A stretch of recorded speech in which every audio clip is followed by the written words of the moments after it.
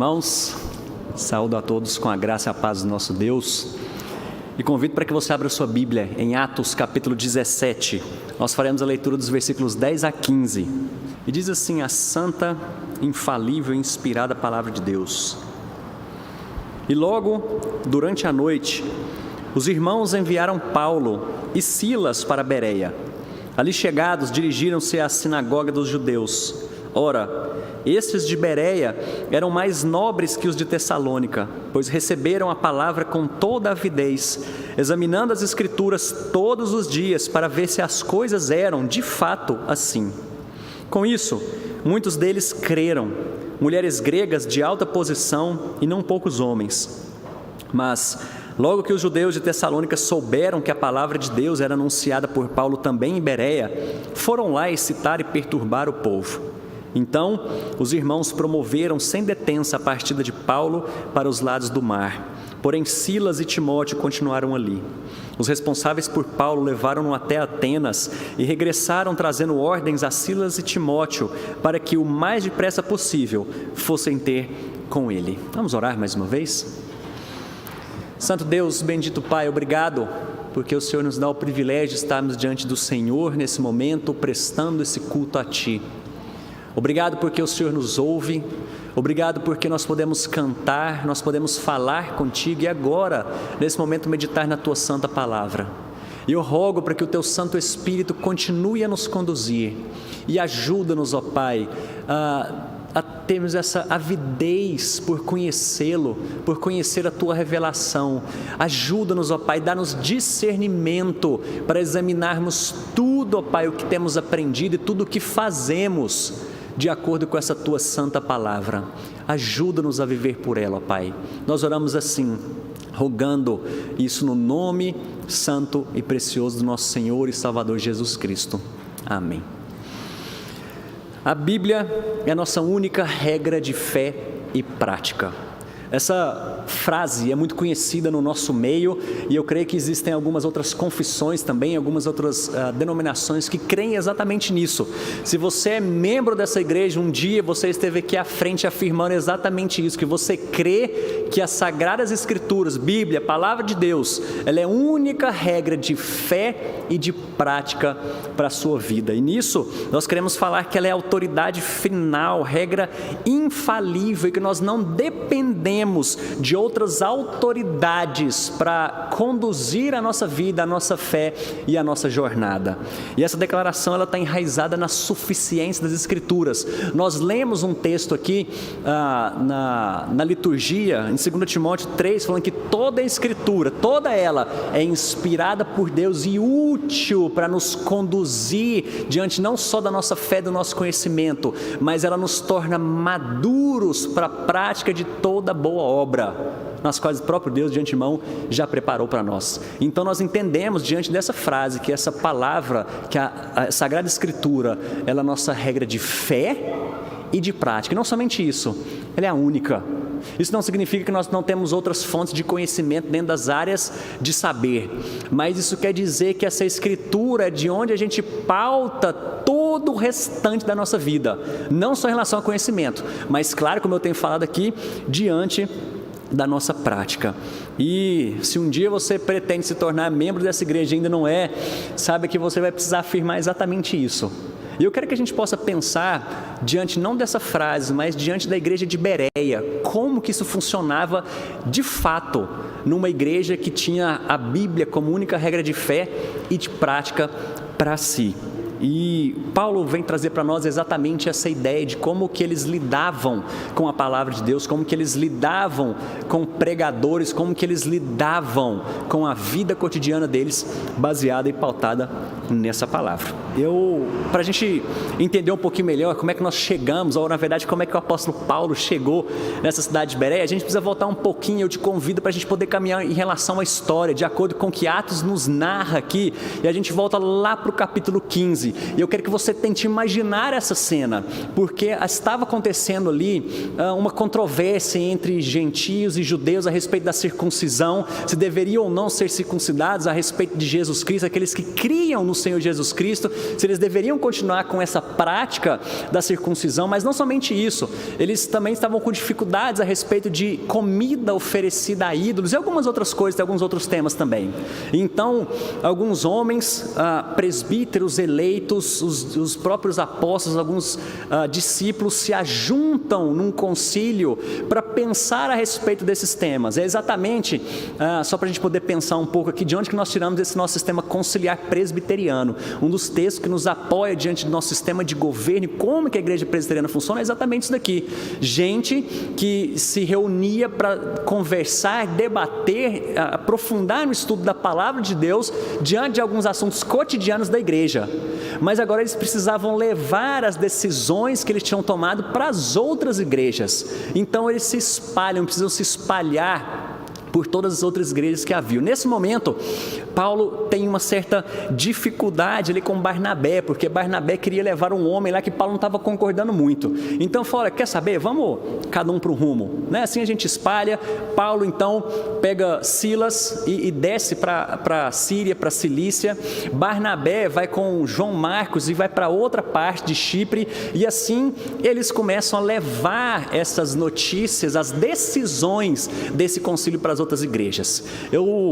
A Bíblia que nos narra que Paulo, a ideia e o intuito de Paulo era voltar provavelmente para as igrejas que ele tinha plantado na primeira viagem missionária. Capítulo 15 narra exatamente o fim dessa primeira viagem missionária, de igrejas que ele visitou, plantou, deixou ali líderes, uma igreja firme nessas cidades, mas agora provavelmente ele está querendo voltar para essas igrejas para anunciar essas decisões. Só que eles chegam numa cidade chamada Troade, e ali Deus muda completamente os planos dele, porque então tem uma visão. Paulo tem uma visão de um jovem macedônico falando: Paulo, passa para Macedônia, vem aqui, nós estamos precisando de ajuda. Paulo então claramente entende, percebe a voz de Deus naquele momento. Então eles pegam o navio e vão agora para outra parte. Paulo querendo visitar e voltar para a Ásia, mas agora Deus os leva para a Europa. E onde então eles chegam numa cidade chamada Filipos. E ali a gente tem também fatos muito conhecidos que acontecem. O primeiro grande fato ali nessa cidade de Filipos é a conversão da vendedora de púrpura, Lídia, e toda a sua família. Logo em seguida tem a cura de uma jovem adivinhadora. E homens usavam dessa mulher para ganhar dinheiro, para ter lucro diante da possessão demoníaca que ela tinha. Mas então, depois dessa cura, esses homens ficam muito grilados com Paulo, com Silas, com os apóstolos que estavam ali, e os leva para as autoridades. Assim, Paulo e Silas são açoitados e presos. E aí, não bastando isso, a Bíblia nos narra que à meia-noite, o que eles estavam fazendo depois de serem açoitados e presos? Oravam e cantavam ao Senhor. Ali acontece algo miraculoso, de um terremoto que sacode as paredes e as portas daquela prisão. Então essas portas se abrem, e então diante disso o carcereiro que estava ali pronto para vigiar e ficar olhando exatamente aqueles prisioneiros, ele fica extremamente atordoado, ele desembainha sua espada, está a ponto de tirar a sua vida. Mas então Paulo fala: olha, a gente está aqui, não faz isso não, eu vou te contar aqui o que aconteceu e por que nós estamos livres disso aqui. Então, naquele momento, há também a conversão do carcereiro e de toda a sua família. Logo em seguida, eles descobrem que Paulo é cidadão romano e ele não poderia ser preso e açoitado sem ter passado por um julgamento. Então, as autoridades ficam com muito medo diante disso, falam: olha, vocês vão ser libertos, pode ir embora, mas não fica aqui não. Não fica aqui não, vai para outra cidade, vai embora daqui. Eles concordam com aquilo, é então onde eles chegam em Tessalônica. E a Bíblia nos narra então que eles passam ali 3 sábados arrazoando diante daqueles judeus, diante da sinagoga, que era exatamente o que Paulo fazia quando ele chegava numa cidade, procurava uma sinagoga e ia pregar. E portanto, durante 3 semanas, 3 sábados, eles passaram ali pregando nessa sinagoga. E é interessante que a Bíblia nos narra que muitas pessoas foram levadas ao Evangelho. Porém, alguns judeus, movidos por inveja, se incitaram e levaram mais uma vez o caso para os governantes. Eles pegaram um discurso de fé que aqueles homens estavam falando, daqui a pouco a gente vai voltar que discurso era esse, mas eles pegam aquilo e transformam num discurso político, estão falando, olha, tem uns homens aqui que estão fazendo uma arruaça, estão falando de um outro rei que vai levar, e eu acho que nesse momento estão as declarações mais belas a respeito dos cristãos diante de um testemunho de uma cidade, porque aquelas pessoas falavam assim, aqueles que transtornaram o mundo, ou têm transtornado o mundo, também chegaram aqui. Aqueles que têm virado o mundo de cabeça para baixo, eles também chegaram aqui. E aí então se levanta essa grande desordem na cidade, gente se incita contra Paulo, contra esses homens, e agora as pessoas que se juntaram a eles, ao evangelho, falam, olha, melhor você se retirar para outra cidade também, porque senão, você já sabe o que aconteceu com você lá em Filipos, vamos para outra cidade. E então à noite eles saem, viajam, e assim chegam em Bereia. Agora sim, nós estamos diante da história que nós lemos aqui em Atos, capítulo 17, de Paulo e Silas em Bereia, e logo o que eles foram fazer? Procuraram uma sinagoga. E diante disso, eu queria que a gente pudesse ver, antes de pensar a respeito da atitude da igreja, dos irmãos da igreja de Bereia, ou os judeus daquela sinagoga, como que eles procederam diante dessa mensagem de Paulo, a forma como eles receberam isso. Eu queria que a gente pudesse pensar um pouco que mensagem era essa. E para isso nós precisamos voltar um pouco aqui, volte a sua Bíblia por gentileza, em Atos 17 ainda, agora no versículo 2. Atos 17, versículo 2, que diz assim: Paulo, segundo o seu costume, foi procurá-los e por 3 sábados arrazoou. Essa ideia aqui é de raciocinar, explicar, dar provas.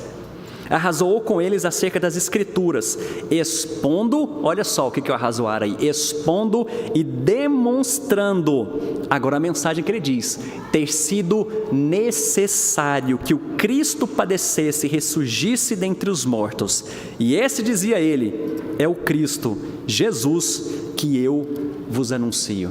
A grande mensagem que eles pregavam, e claro que a narrativa a respeito de Bereia não nos fala qual era essa mensagem, mas a gente não tem, acho que creio que nenhum motivo para pensar que era uma mensagem diferente dessa que foi pregada em Tessalônica, a não ser quando a Bíblia narra do próximo episódio que eles vão para Atenas. Ali eles estão diante de grandes filósofos, é uma comunidade completamente diferente dessa que eles estavam, e agora ele começa a falar o Deus desconhecido, e o discurso de Paulo muda, porém a essência da sua mensagem é exatamente a mesma que ele está falando aqui, que Cristo, Jesus, é o Messias, aquele que foi prometido Salvador em todo o Antigo Testamento, e esse Senhor, esse Salvador prometido, ele é um servo sofredor, ele não é esse servo político, ele não é esse Messias político que muitos esperavam para que trouxesse a salvação e a libertação do povo de Israel da opressão de povos inimigos.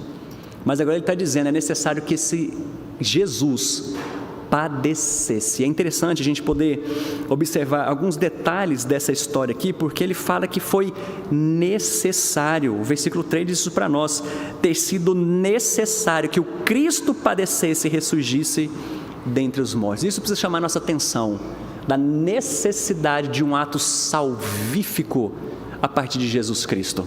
Tudo que nós vemos aqui, toda essa mensagem, ela está cercada a respeito da soberania e do cuidado de Deus diante da história da salvação do seu povo. Agora, o que eu acho incrível em tudo isso daqui, se a gente pegar todo o livro de Atos e narrando, tem a história de um homem chamado Estevão. Eu acho que talvez todos aqui vão lembrar, a maioria vai lembrar de Estevão. O que aconteceu com Estevão? Foi apedrejado. Por quê? Estava pregando um Jesus, que é Cristo, o Messias, que precisava sofrer, padecer e ressuscitar, e esse era o rei dos judeus. Por causa dessa mensagem, Estevão foi apedrejado. Eu não sei se vocês lembram, provavelmente sim, de uns detalhes, que a roupa de Estevão foi lançada nos pés de um homem. Quem que era esse homem? Lembra? Que consentiu com a sua morte? Paulo. esse mesmo homem que está escrevendo essa mensagem, que um dia esteve diante de Estevão, não crendo nessa mensagem, consentiu com a morte dele, porque Estevão pregava um Jesus Cristo que era necessário padecer, morrer numa cruz e ressuscitar, e esse é o Messias prometido. Agora veja como o Evangelho muda completamente a vida de uma pessoa. Esse Paulo que antes era perseguidor, blasfemo, que consentia com a morte de cristãos por causa dessa mensagem, agora é ele pregando essa mensagem. Então, ele fala exatamente dessa necessidade de padecer e ressuscitar. E eu tentei enumerar aqui algumas poucas razões por que a Bíblia fala que era necessário que Jesus padecesse. E claro, a gente tem muitas outras, mas eu quero me concentrar aqui em poucas delas. A primeira delas é que foi necessário Jesus padecer, porque isso era cumprimento de profecia. Isso era o cumprimento da própria palavra de Deus. Por exemplo, a gente começa essa história lá em Gênesis capítulo 3, versículo 15, que diz: porém inimizade entre ti e a mulher, e a tua descendência e o seu descendente.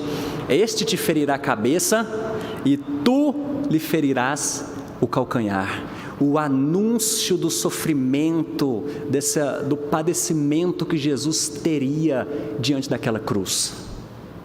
Por isso que era necessário que Jesus padecesse, porque isso foi já profetizado a respeito dele. E quando a gente pega outros textos, por exemplo, Salmo 22, Isaías 53, quando Jesus vê o fruto do seu penoso trabalho, tudo isso sendo anunciado, o seu sofrimento, é por isso que ele está dizendo, é necessário que Jesus padeça. Mas também a gente pode ver que é por causa da aliança de Deus. Não sei se vocês se lembram em Gênesis capítulo 15, quando Deus está diante de Abraão, então ele pede para que Abraão cortasse um animal ao meio, e Deus passa por entre esses animais, ele reafirma, ele reitera a sua aliança, a promessa que ele havia feito desde o início com Adão, dizendo: eu sou o seu Deus e você, meu povo. E aqui nós temos um combinado, nós temos um trato, uma aliança, de que eu serei fiel a vocês, e o que eu quero é que vocês sejam fiéis a mim. E se houver desobediência por um dos lados, o que vai acontecer é isso aqui: morte e derramamento de sangue. Mas quando Deus passa por aqueles animais reafirmando a sua aliança, Ele está comprometido, Ele é a garantia de que Ele mesmo, como Deus, ser supremo, perfeito, Ele cumpriria a parte dele, sabendo que o homem não cumpriria. Portanto, deveria haver morte e derramamento de sangue. Por conta dessa aliança, o que foi necessário que Jesus fizesse? Morresse e derramasse o seu sangue. Por conta dessa aliança é que agora Paulo está falando, é necessário que esse Cristo padeça. E por último, é justamente por causa do nosso pecado. Por causa desse pecado que eu e você cometemos, por causa da nossa culpa, por causa da penalidade do pecado, que é o salário do pecado, morte. Agora Jesus teve que padecer em nosso lugar, coisa que nós não ou jamais conseguiríamos fazer. Agora Jesus perfeito, o Cordeiro perfeito, Ele sim foi entregue naquela cruz e foi necessário que Ele morresse. Mas o texto não fala só isso, dele padecer, sofrer e morrer, mas fala dele ressurreto. Jesus ressuscitou, e foi necessário Jesus ressuscitar porque ele venceu a morte. E quando ele é ressurreto, várias pessoas viram, e Jesus agora subindo ao céu, essas pessoas ouvindo o anúncio de Jesus: eu estou indo preparar morada, e na casa do meu pai há muitas moradas, e eu vou voltar para buscar vocês. Por isso que ele está dizendo aqui que era necessário que Cristo padecesse e ressurgisse. E quando ele afirma isso, ele termina com algo assim essencial, porque ele fala: esse Jesus, o Cristo, o Messias, o prometido no Antigo Testamento, é que eu estou anunciando para vocês.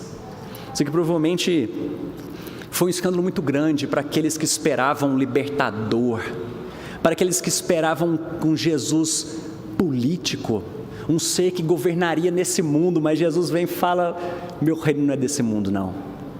E é interessante como essa mensagem é exatamente aquela que o próprio Jesus prega. Lucas, que é o autor tanto de Atos aqui quanto do Evangelho, ele vai afirmar exatamente isso, mostrando que Jesus sempre falava a respeito disso, que era necessário que Jesus viesse, padecesse, morresse, até que Pedro fala assim: Senhor, não. E aí o que Jesus Cristo fala para ele? Arreda, porque é necessário que Cristo padeça e ressuscite para cumprir exatamente tudo isso que nós falamos. Mas então, depois, diante dessa mensagem que Paulo prega nessa cidade, agora a gente pode virar os nossos olhos e ter um foco agora na reação da igreja e dos crentes de Bereia, dos judeus de Bereia, diante dessa situação. E o versículo então 11 mostra para nós qual foi essa reação. Diz assim: ora, estes de Bereia eram mais nobres que os de Tessalônica, pois receberam a palavra com toda a avidez, examinando a Escritura todos os dias, para ver se as coisas eram de fato assim. Eles são chamados aqui de mais nobres do que os de Tessalônica. E olha que na primeira carta de Tessalonicenses, escrita pelo apóstolo Paulo, ele vai falar a respeito do carinho, do amor que ele tinha por essa igreja. Não é porque ele passou por uma perseguição lá diante de alguns judeus que ele não gostava ou tinha um desafeto com essa igreja. Ele escreve cartas depois mostrando o seu amor por ela. Mas aqui, Lucas faz questão de enfatizar que Paulo chama esses judeus ou membros dessa igreja de Bereia de mais nobres. Isso aqui é uma metáfora que caracteriza alguém que está aberto para ouvir as ideias e avaliá-las. É bem simples dessa forma. O que é ser nobre? O que é ser um crente nobre que Paulo está falando aqui? É ter a sua mente aberta para ouvir as ideias e avaliá-las. E foi exatamente essa forma como eles receberam, porque diz aqui esses crentes nobres, dessa mente nobre, que eles receberam isso com avidez e examinavam todas essas coisas. E quando ele fala a respeito de avidez, ele fala a respeito da boa vontade, da prontidão, do entusiasmo daquelas pessoas. Ele diz aqui, de grande avidez, toda avidez, porque indica que eles tinham a palavra de Deus em grande estima.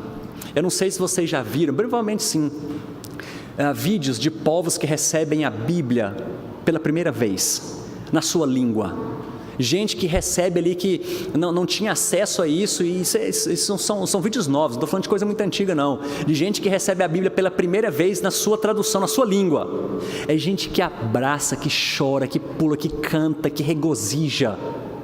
Essa talvez a ideia que nós temos aqui de avidez, de disposição, de entusiasmo que essas pessoas tinham diante da palavra de Deus. Eu imagino, acho, que muitos vieram nesse culto, não vieram no culto mais cedo, porque estavam ávidos a ver um jogo de futebol para ver se seu time ia ser campeão ou não, se seu time ia ser rebaixado ou não. Você espera por aquilo. Você ficou ávido, você ficou entusiasmado durante a semana inteira vendo reportagem, vendo as possibilidades. E se não é futebol que te anima dessa forma, pensa em alguma outra coisa que te traz esse entusiasmo.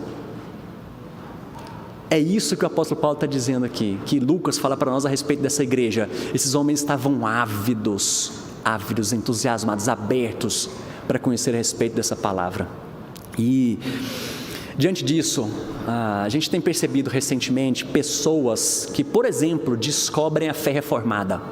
Gente crente, que veio de outras tradições e começa a estudar a palavra de Deus, começa a perceber a profundidade nos estudos, perceber a seriedade com que os reformadores tinham diante do estudo, da interpretação da palavra de Deus, e a gente que fica ávida a conhecer, quer ler, quer estudar, quer ouvir, quer mais, tem sede de poder ouvir essa palavra. Contrário disso, o que a gente pode perceber também são crentes que têm uma longa jornada já na vida cristã e talvez que perderam esse entusiasmo de poder ouvir a palavra de Deus, de poder estudar, de mergulhar no conhecimento da palavra de Deus. É gente que talvez venha no culto aqui porque isso virou rotina, isso já virou tradição na nossa vida. Dominicalmente nós estamos aqui, mas eu venho porque é rotineiro, sem expectativa alguma do que vai acontecer nesse lugar. Mas eu não quero generalizar, porque toda generalização é falha. O que nós temos também, por exemplo, desses novos membros de igrejas reformadas, é porque além desse conhecimento e avidez, talvez eles se tornam ferozes. É uma velocidade, por exemplo, diante de rede social, que agora eles se tornam completamente belicosos e não pode ouvir nada que é contrário à sua fé, que ele não aceita e quer atacar e quer repugnar, quer anular. Ou talvez do outro lado a gente tem gente também, talvez não, é certeza que a gente tem também pessoas que caminham um longo tempo na igreja e são crentes maduros, é gente fervorosa, gente piedosa que ama a palavra do Senhor e não se cansa de ler ano após ano a Sagrada Escritura. A gente pode encontrar esse tipo de contrastes aqui, eu só estou querendo exemplificar para vocês o que era essa avidez, essa disposição em ouvir a palavra. Mas não só isso, eles não mostram só essa disposição, mas a gente vê a forma como eles tratam o conhecimento e a palavra. E o texto diz para nós que eles examinavam todos os dias as Escrituras para ver se as coisas eram assim. Esses crentes, eles cavavam fundo na Sagrada Escritura, na mina sagrada, e eles fizeram não ocasionalmente, mas constantemente. Eles pesquisavam as Escrituras diariamente, com incansável assiduidade, como aqueles que estavam empenhados em descobrir o ouro puro da verdade divina. E assim, nós somos chamados também a verificar a verdade do Evangelho examinando as Escrituras. Perceba que o que Lucas está nos mostrando aqui é que os crentes ali usavam a mente. Ele está falando de intelecto. O John Stott tem um livrinho bem curtinho, muito bom, chamado Crer é também Pensar. Perceba que no começo estava envolvida emoção, quando ele diz que eles receberam com avidez, com entusiasmo, mas essa emoção não era desacompanhada do intelecto. Eles encontraram equilíbrio em tudo isso, tinham prazer na palavra de Deus, se emocionavam com isso, só que isso precisava ser acompanhado de conhecimento, de profundidade no estudo das palavras, da palavra. Então eles examinavam exatamente tudo que o apóstolo falava, e os outros homens que estavam com ele, Silas, provavelmente Timóteo também, que o texto narra, sobre o que eles estavam falando, se isso era verdade. Eles não tinham uma Bíblia na casa deles, isso era muito difícil. Existiam os rolos, pergaminhos, provavelmente estava na sinagoga, então eles voltavam na sinagoga diariamente para poder pesquisar, e provavelmente diante dos rabinos, ou diante deles mesmos, essas pessoas que ouviram, ficavam fazendo perguntas: gente, será que é isso aqui mesmo? Vamos examinar as Escrituras para ver se o que eles estão falando, o que ele está falando a respeito de Cristo, esse prometido, é verdade que foi anunciado no Antigo Testamento. E era exatamente esse o ponto que eles faziam aqui. E é interessante como essa história se parece com a de Jesus Cristo, porque onde ele chegava, ele anunciava exatamente essa mensagem. Por um lado, pessoas eram convertidas ao Senhor, a Ele mesmo. Por outro lado, perseguição, até que isso gerou morte. Paulo não fugia muito da estratégia que o próprio Senhor Jesus tratava aqui. E a gente, concluindo, e eu quero me aprofundar um pouco mais em algumas aplicações aqui para nós diante disso. Nós não sabemos exatamente por que Paulo não escreve depois uma carta para a igreja de Bereia, porque para muitas outras que ele foi, ele escreveu cartas, mas eu imagino, essa é uma suposição minha, de que as outras cartas que ele escreve sempre são acompanhadas de algum dilema, algum problema que estava acontecendo na igreja. Ele escrevia sobre a alegria, sobre a felicidade, sobre o contentamento, sobre o amor que ele tinha, mas algumas dificuldades que as igrejas passavam.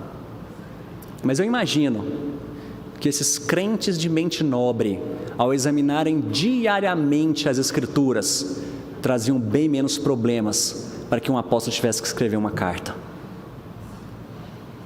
Quando nós temos essas mentes nobres, nossas igrejas se tornam saudáveis, porque nós nos aprofundamos, porque nós temos avidez por essa palavra. E aí eu quero trazer algumas aplicações para nós diante disso. Em primeiro lugar, talvez para você que chegou aqui nessa noite, veio convidado, ou às vezes veio até forçado para cá, ou não, estava simplesmente passando e resolveu entrar numa igreja, e é completamente cético, duvidoso a respeito dessa palavra. O que Paulo e os outros homens faziam, e a igreja de Tessalônica traz esse termo de que eles foram persuadidos.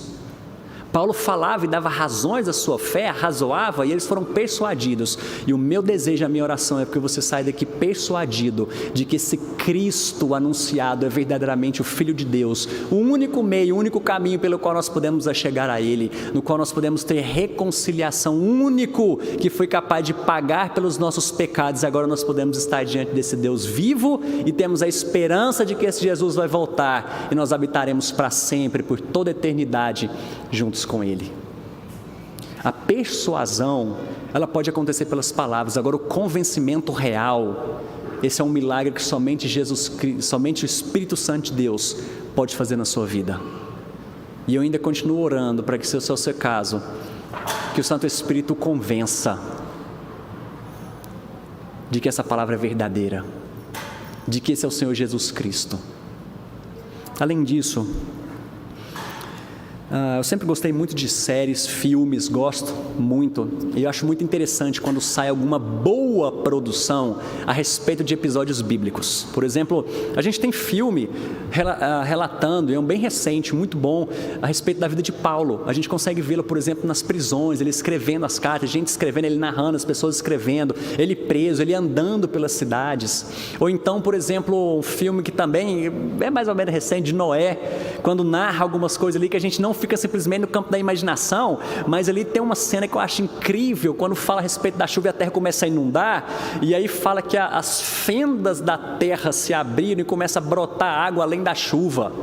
Eu falei, gente, olha só, vamos ver o texto bíblico, ver se é verdade. Fala sobre o abismo se rompendo da terra, e essa água, provavelmente lençol freático, tudo que estava aqui começa a transbordar na terra, não só a água da chuva, mas tudo começa e contribui para que a terra seja inundada.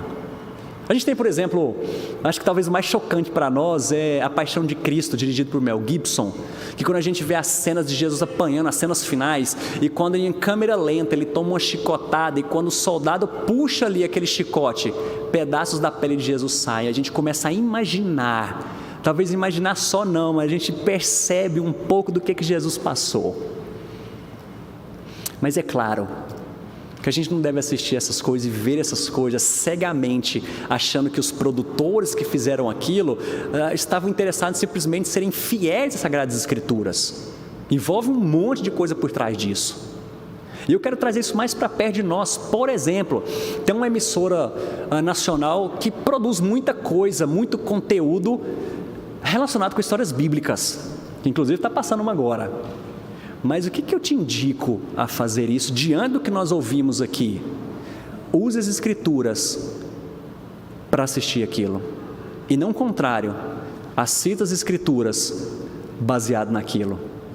Esse é o grande perigo que a gente corre. O problema, acho que não é nem você estar assistindo aquilo, porque é interessante, como eu disse para vocês, é interessante a gente poder visualizar e tentar vislumbrar o que foi um pouco esse período bíblico, né? Vestimentos, locais, falas, personagens. Mas use a Bíblia, use um bom comentário, use uma boa Bíblia de estudo, para você ver se de fato aquilo procede ou não, se aquilo tem a ver com a sua fé ou não. Porque muita gente usa aquilo e começa a debater evangelho de acordo com aquilo que viu, e não o que a Sagrada Escritura está falando. Você viu, mas a novela mostrou. Então é assim, tem gente pesquisando por trás daquilo, tem pesquisador, tem gente inteligente por trás daquilo que está produzindo. Mas está na Escritura? Isso tem a ver com a nossa fé? Cheque sempre essas verdades, mas não somente isso. Verifique diante das Escrituras, não somente filmes, novelas, essas coisas, mas verifique as Escrituras diante de todas as áreas da sua vida. Nós somos teoricamente bons para analisar sermões, para verificar se foi bom ou não, mas como é que isso funciona diante daquilo que você vive no dia a dia? Você é pautado na Escritura para examinar a sua vida, examinar todas as áreas da sua vida, o seu trabalho, o seu relacionamento, a sua família. Quem tem ditado a forma e o conhecimento? Eu não estou dizendo aqui de forma nenhuma para você não ter outras fontes de conhecimento dentro da sua área de saber, como eu disse. Mas agora o que pauta por detrás de tudo isso precisa ser a Sagrada Escritura. Não é só análise de sermão, mas eu quero abranger isso aqui. É análise de todas as áreas da nossa vida. Você fez uma confissão. Se você é membro dessa igreja, você fez uma confissão de que a Bíblia é a única regra de fé e de prática para a sua vida. Isso não pode ser simplesmente uma regra de fé, mas ela é de prática. E assim a gente corre o perigo, talvez, de assistir centenas, milhares de sermões, e agora a gente tem um grande privilégio de poder ouvir isso pela internet, grandes pregadores, mas às vezes a nossa mente está enchendo, e isso não está descendo para o coração. E eu entendo que a Bíblia, a Escritura, é a minha única regra de fé. Mas e a prática? Em que você tem pautado? Além disso, muitas vezes eu quero pensar que agora a forma como aqueles judeus de Bereia receberam o apóstolo Paulo. Perceba que eles eram homens que transtornaram o mundo. Era gente que a fama já corria por toda aquela região, gente que estava causando um certo alvoroço por causa da mensagem que eles pregavam. Mas eles receberam e analisaram a palavra. O que eu quero dizer com isso? Porque muitas vezes nós desprezamos ou menosprezamos pregadores anônimos em detrimento de ouvirmos somente os grandes e conhecidos. Isso demonstra a forma como nós recebemos a palavra. E eu quero mais uma vez tentar encontrar equilíbrio nisso daqui, porque muitas vezes eu sei que é difícil, tem gente que é difícil de ouvir. Porque às vezes não pregou bem, porque você não se dá com estilo, mas eu acho que muito pior, e coisas que já aconteceram, visíveis, que eu pude presenciar, gente que quando entra por aquela porta, vê quem vai pregar aqui, ou quando o pastor entra, ele levanta e vai embora. Como se a pessoa falasse muito mais alto do que a palavra de Deus. Ou então, por exemplo, você deixa de vir numa conferência porque talvez o pastor não é tão conhecido e você acha que ele não tem muito a acrescentar para a sua vida, a não ser aqueles grandes que se talvez estivessem aqui, sua presença era garantida. Está vendo o grande problema que a gente pode encontrar? De nós adorarmos mais homens do que a palavra, de nós examinarmos mais os homens do que a palavra. E eu não estou dizendo aqui que a gente não tem responsabilidade aqui nesse púlpito. Eu não estou dizendo que a gente não deva analisar discurso, pessoas, a forma como as pessoas pregam e falam. Nós pastores, precisamos de melhoria. Claro que nós precisamos. Mas a partir do momento em que se senta nesse banco para analisar pessoas e não a Escritura, tem alguma coisa errada nisso. Nós temos o que é chamado de fenômeno web crente. E eu acho muito importante, incrível, nós termos contato com os melhores pregadores, não só do nosso país, mas do mundo inteiro. Hoje você pode assistir uma aula dos maiores seminários que existem, as maiores palestras dos maiores pregadores e conhecidos, não só nacionalmente, mas internacionalmente. Mas esse é o grande perigo que eu estou dizendo, a gente não encontrar equilíbrio nisso, porque agora simplesmente eu passo a criticar a minha igreja, porque meus pastores não são iguais a eles.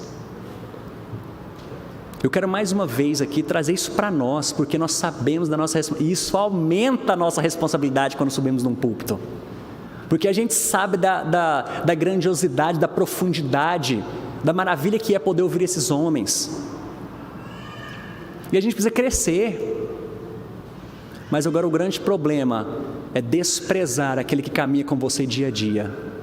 Eu vou usar o termo aqui pastoril mesmo, de onde foi tirada essa história de pastor e ovelha, que é muitas vezes o pastor da igreja local que está caminhando com aquela ovelha que está machucada, ferida, está suja, está fedida. E o pastor muitas vezes da mesma forma machucado, andando com gente fedida, ele está fedido, ele está sujo. Mas aquele que é exaltado são somente os de fora. Como se a Sagrada Escritura não fosse muito mais importante do que um nome. Eu vou falar mais uma vez para você não sair daqui interpretando mal minhas palavras, achando que nós não temos responsabilidade, que a gente não precisa melhorar. Nós precisamos. E se você acha que nós também precisamos, ajude, ore, ore pelos seus pastores, chegue para eles e com muito amor, com muito zelo. Eu sei que isso é difícil porque tem gente que não gosta de ouvir crítica, tem muita dificuldade com ouvir crítica, mas chegue para os seus pastores e fale, converse com ele, ajude. Eu quero te dar um exemplo muito pessoal daqui, porque tem um membro da nossa igreja, agora ele parou um pouco, mas antes ele fazia mais. Final de sermão que eu descia, ele tinha um papel com algumas anotações. Ele falava: Gustavo, cuidado que você está falando muito rápido, cuidado que você está engolindo palavras, você não está terminando palavras, cuidado com a forma que você se refere à Bíblia, está usando esse livro. Ele falou: zelo é a palavra de Deus. E como isso acrescentou na minha vida. Às vezes você está pensando, nossa, melhorou nada, né? Mas a gente precisa de ajuda. Não é simplesmente ser uma geração crítica, de analisar pessoas e pronto, e acabou. Nós precisamos ter avidez por essa palavra, amar essa palavra. Precisamos analisar tudo que é dito aqui, sim. Mas a gente faz isso por amor a Deus, porque foi necessário que Cristo padecesse justamente para nós estarmos aqui hoje, ouvindo, cantando, orando, adorando ao nosso Deus.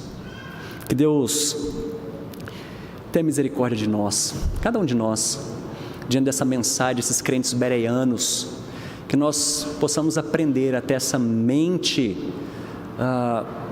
ávida pela palavra do Senhor, uma mente nobre, que examina, mas que ama ao Senhor, que está pronta para crescer, que está pronta para caminhar, está pronta a ser uma igreja forte, firmada na palavra de Deus. Vamos orar.